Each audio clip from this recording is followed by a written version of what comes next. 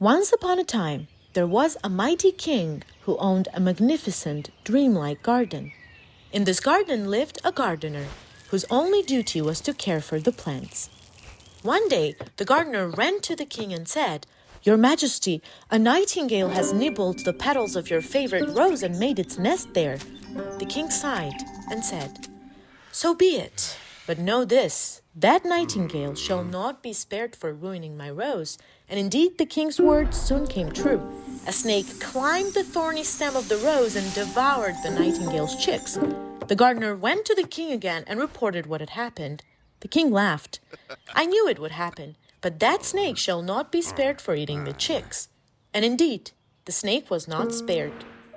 One day, while the gardener was mowing the grass, he swung his scythe and without noticing, cut the snake in two. "You were right again, my king," said the gardener. "The snake was not spared." The king shook his head and looked at the gardener. "Then you must understand, gardener, you too shall not be spared for killing the snake." And indeed, one day while the king's daughter was bathing in the garden fountain, the gardener's curiosity overcame him and he peeped through the bushes. The princess noticed him, screamed, and immediately the guards appeared. They bound him, blindfolded him, and dragged him to the square to be executed. The king was furious and unyielding, yet the gardener asked for one last word before his death, and the king allowed it. The nightingale was not spared. The snake was not spared. I was not spared. And you will not be spared either, O king.